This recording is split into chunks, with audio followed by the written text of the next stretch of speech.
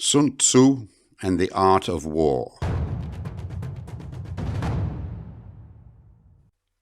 Chapter 10. Terrain. Sun Tzu said, "We may distinguish 6 kinds of terrain, to wit, 1. Accessible ground, 2. Entangling ground, 3. Temporizing ground, 4. Narrow passes, 5. Precipitous heights, 6. Positions at a great distance from the enemy.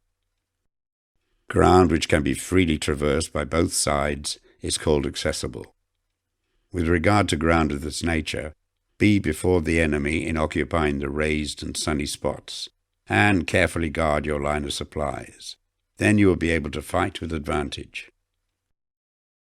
Ground which can be abandoned but is hard to reoccupy is called entangling. From a position of this sort, if the enemy is unprepared, you may sally forth and defeat him.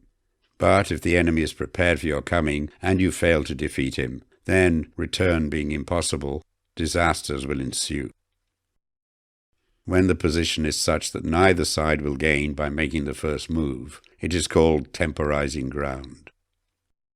In a position of this sort, even though the enemy should offer us an attractive bait, it will be advisable not to stir forth, but rather to retreat, thus enticing the enemy in his turn. Then, when part of his army has come out, we may deliver our attack with advantage. With regard to narrow passes, if you can occupy them first, let them be strongly garrisoned and await the advent of the enemy. Should the army forestall you in occupying a pass, do not go after him if the pass is fully garrisoned, but only if it is weakly garrisoned. With regard to precipitous heights, if you are beforehand with your adversary, you should occupy the raised and sunny spots, and there wait for him to come up. If the enemy has occupied them before you, do not follow him, but retreat and try to entice him away. If you are situated at a great distance from the enemy, and the strength of the 2 armies is equal, it is not easy to provoke a battle, and fighting will be to your disadvantage. These 6 are the principles connected with earth. The general who has attained a responsible post must be careful to study them. Now an army is exposed to 6 several calamities not arising from natural causes, but from faults for which the general is responsible. These are 1. Flight, 2. Insubordination, 3. Collapse, 4. Ruin, 5. Disorganization, 6. Rout. Other conditions being equal, if one force is hurled against another 10 times its size, the result will be the flight of the former. When the common soldiers are too strong and their officers too weak, the result is insubordination. When the officers are too strong and the common soldiers too weak, the result is collapse. When the higher officers are angry and insubordinate, and on meeting the enemy give battle on their own account from a feeling of resentment, before the commander-in-chief can tell whether or no he is in a position to fight, the result is ruin. When the general is weak and without authority, when his orders are not clear and distinct, when there are no fixed duties assigned to officers and men, and the ranks are formed in a slovenly, haphazard manner, the result is utter disorganization. When a general, unable to estimate the enemy's strength, allows an inferior force to engage a larger one, or hurls a weak detachment against a powerful one, and neglects to place picked soldiers in the front rank, the result must be rout. There are 6 ways of courting defeat, which must be carefully noted by the general who has attained a responsible post.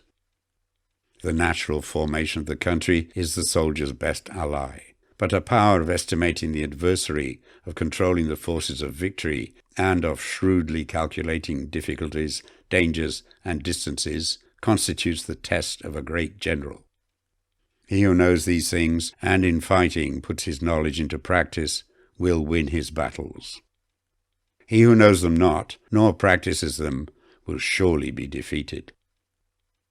If fighting is sure to result in victory, then you must fight, even though the ruler forbid it. If fighting will not result in victory, then you must not fight, even at the ruler's bidding. The general who advances without coveting fame and retreats without fearing disgrace, whose only thought is to protect his country and do good service for his sovereign, is the jewel of the kingdom. Regard your soldiers as your children, and they will follow you into the deepest valleys. Look upon them as your own beloved sons, and they will stand by you even unto death. If, however, you are indulgent, but unable to make your authority felt, kind-hearted, but unable to enforce your commands, and incapable, moreover, of quelling disorder, then your soldiers must be likened to spoilt children. They are useless for any practical purpose. If we know that our own men are in a condition to attack, but are unaware that the enemy is not open to attack, we have gone only halfway towards victory. If we know that the enemy is open to attack, but are unaware that our own men are not in a condition to attack, we have only gone halfway towards victory. If we know that the enemy is open to attack, and also know that our men are in a condition to attack, but are unaware that the nature of the ground makes fighting impracticable, we have still gone only halfway towards victory. Hence the experienced soldier, once in motion, is never bewildered. Once he has broken camp, he is never at a loss. Hence the saying, if you know the enemy and know yourself, your victory will not stand in doubt. If you know heaven and know earth, you may make your victory complete.